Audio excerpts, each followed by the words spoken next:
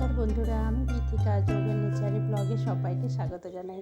সকাল সকাল আমার বাগানের গাছ থেকে গোলাপ ফুল তুলছি চা বানাবো বলে।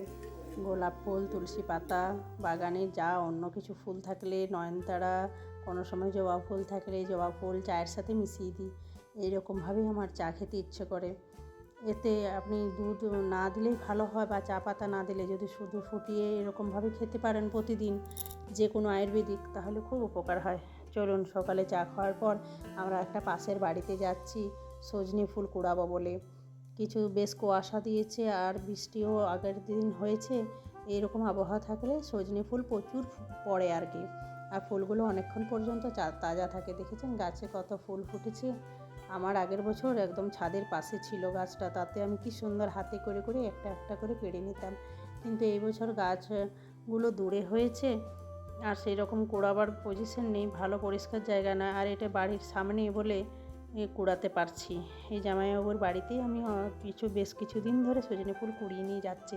আজ ভাবলাম আপনাদের সাথে শেয়ার করি। কি সুন্দর দেখুন সানের উপর পড়েছে এই ফুলগুলো, আর কি সুন্দর সতেজ আছে। অনেকগুলো ফুল, এত ফুল আমার লাগবে না এবছর। কিছুটা ভাবছি আমার শাশুড়ি মায়ের জন্য দিয়ে পাঠাবো। দেখুন এক প্লাস্টিক ফুল, এত ফুল একদিনে খাওয়া যাবে না, ফ্রিজে রেখে দিচ্ছি, ওনাদেরকে কাল দিয়ে পাঠাবো।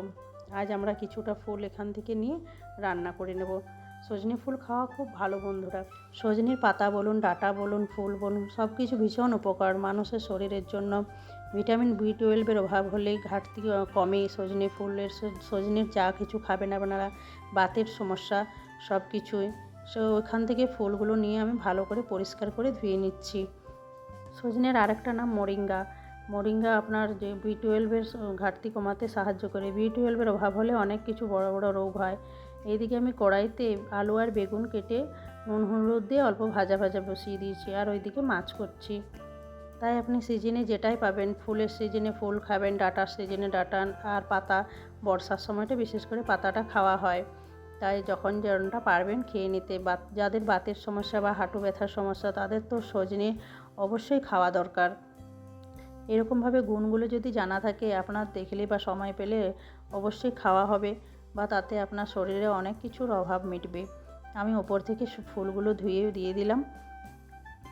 এরপর ফুলগুলো সবজির সাথে ভালোভাবে মিশে গেলে, একটু সেদ্ধ হয়ে গেলে, ওপর থেকে আপনি সর্ষে বাটাও দিতে পারেন, বা আমার একটা রান্না মশলা থাকে রেডি করা, সেটাও দিয়ে দেব। চলুন, রান্না আমার প্রায় কমপ্লিট হয়ে গেছে। এরপরে বাটিতে কুড়িয়ে নিচ্ছি। সজনে ফুলের রান্না ছাড়াও আমি দুপুরে যে রান্নাগুলো করেছি, শিমের ভাজা করেছি, আমার গাছের শিম অর্গানিকভাবে, আর একটা ফুলকপির সাথে মিক্সড ভেজ বানিয়েছি, আর মাছ রান্না করেছি। ওর বাবা গেছে স্কুলে, মাধ্যমিক পরীক্ষা চলছে। আমি আর ছেলে খাওয়া দাওয়ার পর ছাদে এসছি। চলে আসবে তিনটে সাড়ে তিনটের সময় চলে আসে এখন। আর তারপরে আজ শুক্রবার, ছেলের ড্রয়িং আছে, ড্রয়িংয়ে নিয়ে যাবে। নাহলে আমাকে নিয়ে যেতে হতো, ওর বাবা নিয়ে আসতো। আজকে ওর বাবাই নিয়ে যাবে, আর আসার সময় নিয়েই আসবে। আমি ছেলে এদিকে দেখুন সব কিছু বেঁধেছে দিয়ে সবগুলো একে একে খুলছে, আর আমি এদিকে তাটক করছি।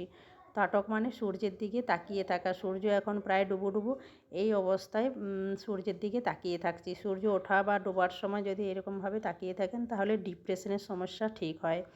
দেখুন ওর বাবা চলে এসছে স্কুল থেকে, দিয়ে ওই যে ছেলেকে ড্রয়িংয়ে নিয়ে যাচ্ছে। আমাকে বলেছে, মা তুমি আমাকে ছাদ থেকে টাটা করবে, আমি ওখান থেকে তোমাকে যেন দেখতে পাই, সেই জন্য আমি ওর ভিডিও বানাচ্ছি। আর এই যে টাটা করছি।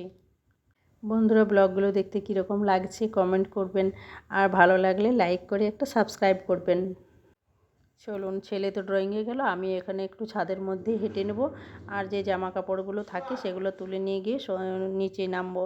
তারপরে সন্ধ্যা দিই। সন্ধ্যের সময় ছেলে চলে এসছে, আর ছেলে এসেই দেখুন খেতে বসেছে। ওর বাবা আবার ভাজা মিষ্টি নিয়ে এসছে, সব কিছু একসাথে নিয়ে খেতে বসছে। আর ওর স্যার আজকে দেখুন আবার একটা নতুন গিফট দিয়েছে। একে একে 3টে গিফট হয়ে গেল সুন্দর সুন্দর।